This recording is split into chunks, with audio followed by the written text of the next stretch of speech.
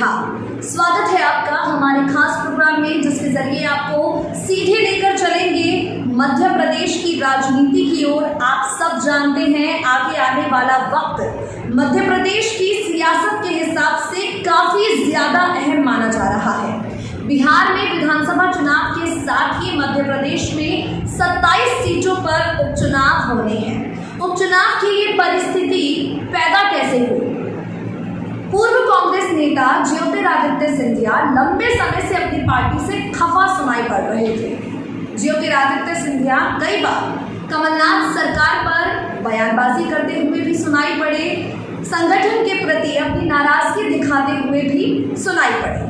लेकिन अंत में जब होली के मौके पर ज्योतिरादित्य सिंधिया ने अपना इस्तीफा सौंपकर भारतीय जनता पार्टी की सदस्यता ग्रहण की, राज्य की पूरी पॉलिटिक्स पलट गई। कमलनाथ सरकार अल्पमत में आई, ये सरकार गिर गई। शिवराज सिंह चौहान ने मुख्यमंत्री पद की शपथ ली, क्योंकि सिंधिया के भाजपाई हो जाने के बाद उनके 22 समर्थक विधायकों ने भी कांग्रेस छोड़कर भारतीय जनता पार्टी का दामन थाम लिया। अब 27 सीटों पर उपचुनाव होने हैं। तारीखों का ऐलान नहीं हुआ है, लेकिन नवंबर के महीने में ये चुनाव होने की संभावनाएं हैं। कोरोना वायरस को लेकर लगाए गए लॉकडाउन के बीच भी राज्य की राजनीति अनलॉक रही। आरोप प्रत्यारोप का दौर यहाँ चलता रहा और ये दौर अब तक कुछ इसी तरह से सुनाई पड़ रहा है। कांग्रेस के तमाम नेता ज्योतिरादित्य सिंधिया को निशाने पर ले रहे हैं। सिंधिया समर्थक 22 नेताओं के सामने जो है कांग्रेस पार्टी किसे मैदान जंग में उतारेगी? सिंधिया के 22 समर्थकों को कांग्रेस के कौन से 22 नेता कड़ी टक्कर देंगे? एक के बाद एक उन नेताओं के नाम सामने आ रहे हैं। कांग्रेस अपने प्रत्याशियों को मैदान जंग में उतारने के लिए तैयार है। तो सिंधिया की मुश्किलें कांग्रेस के कौन से नेता बढ़ाएंगे? और इसके साथ ही के मिश्रा से लेकर अरुण यादव तक ने किस तरह ज्योतिरादित्य सिंधिया को भूमाफिया कहा है, सिंधिया परिवार को कहा है कि लोगों की जमीन हड़पते हैं। ये तमाम जानकारियां हम आपके लिए लेकर आए हैं और इन जानकारियों के आधार पर हम आपको बताएंगे कि मध्य प्रदेश की राजनीति में poster war, viral audio, viral video के बाद ये जो जुबानी जंग है ये किस हद तक पहुंच गई है? कैसे ज्योतिरादित्य सिंधिया की बगावत को, ज्योतिरादित्य सिंधिया की दल बदलने वाली राजनीति को कांग्रेस पूरे चुनाव प्रचार के दौरान मुद्दा बना रही है? किन मुद्दों पर कांग्रेस सिंधिया को घेरने की तैयारी कर रही है? कैसे एक तरफ ज्योतिरादित्य सिंधिया के समर्थक हैं जो उनका पक्ष लेने के लिए तैयार है, सिंधिया समर्थक कांग्रेस नेताओं पर लगातार तीखी बयानबाजी कर रहे हैं। यानी अगर हमारे श्रीमंत को आपने कुछ कहा तो हम आपके वार पर पलटवार करेंगे, हम आपको जवाब देंगे। कुछ ऐसी स्थिति मध्य प्रदेश में बनी है और किस किस तरह से ज्योतिरादित्य सिंधिया के परिवार के इतिहास को कांग्रेस मुद्दा बनाने में लगी है। तमाम जानकारियां आपको मिलेंगी हमारी रिपोर्ट में। इस रिपोर्ट को ध्यान से देखिएगा, क्योंकि इसके आधार पर आप समझ पाएंगे कि मध्य प्रदेश की राजनीति फिलहाल किस रुख पर आगे बढ़ रही है, यहाँ पर कितना कुछ होने वाला है। 27 सीटों पर होने वाले उपचुनाव के तहत राजनीति का रुख फिलहाल किसके पक्ष में है?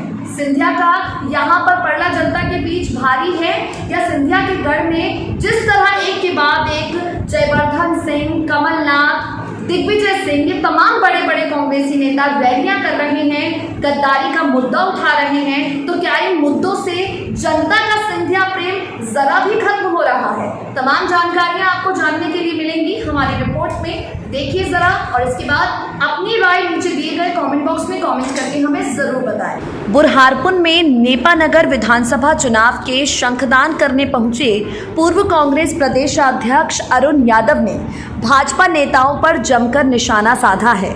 नेपानगर में कार्यकर्ता सम्मेलन में शामिल हुए पूर्व पीसीसी चीफ अरुण यादव ने बीजेपी प्रदेशाध्यक्ष वीटी शर्मा, उमा भारती और ज्योतिरादित्य सिंधिया को निशाने पर लिया है।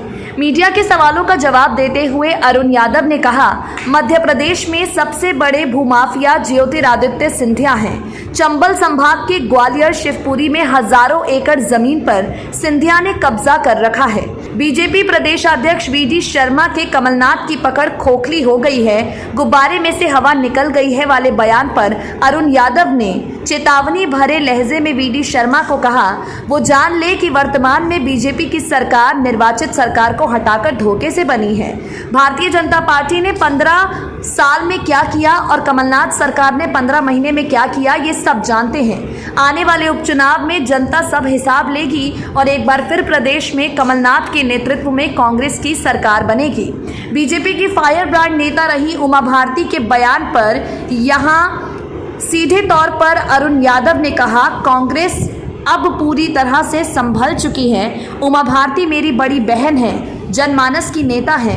मैं उनसे कहना चाहूँगा कि वो पहले मनन करें कि वो बीजेपी में कहाँ हैं, कांग्रेस की चिंता ना करें। हम 15 महीने बाद सत्ता में थे, उपचुनाव के बाद दोबारा सत्ता में लौटेंगे।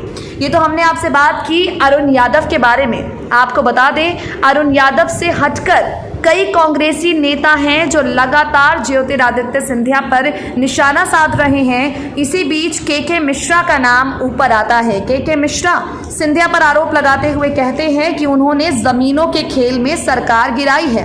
ग्वालियर चंबल में कांग्रेस के दौरे से पहले के मिश्रा ने कहा, ग्वालियर से कांग्रेस के दिग्गज नेता हैं। ज्योतिरादित्य सिंधिया जब कांग्रेस में थे तब भी कमलनाथ से मुलाकात में उन्होंने ग्वालियर के विकास की बात नहीं की।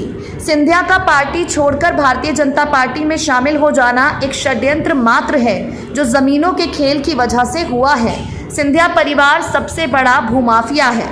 आपको बता दें, ज्योतिरादित्य सिंधिया पर कांग्रेस के इन दो नेताओं ने इतना बड़ा आरोप लगाया है, उनके परिवार को भूमाफिया कहा है। अब आते हैं गद्दारी पर। मध्य प्रदेश की सियासत में गद्दार शब्द की गूंज खूब सुनाई पड़ रही है। सिंधिया समेत उनके समर्थक विधायकों ने कांग्रेस छोड़ भारतीय जनता पार्टी का दामन थामा, तब कांग्रेस ने इसे सिंधिया और उनके समर्थकों की कांग्रेस और प्रदेश की जनता के प्रति गद्दारी बताया।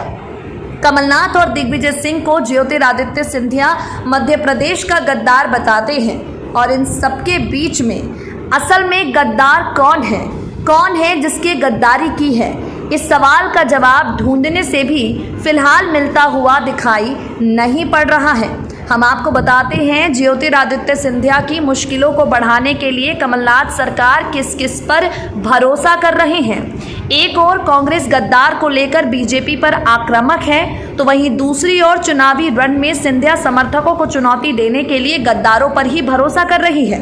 कांग्रेस ने अब जिन 15 सीटों पर उम्मीदवार घोषित किए हैं, उनमें प्रेमचंद गुड्डू, कन्हैया लाल अग्रवाल, सुरेश राजे, ये 3 नाम ऐसे हैं जो कुछ दिन पहले ही टिकट के लिए बीजेपी छोड़ कांग्रेस में शामिल हुए हैं। इसके साथ ही सत्य प्रकाश सिकरवार और फूल सिंह बरैया सहित 4 और नाम ऐसे हैं जो बसपा से होते ही कांग्रेस में शामिल हुए हैं। अब इस कड़ी में नया नाम सुर्खी से पूर्व भाजपा विधायक पारुल साहू का जुड़ गया है।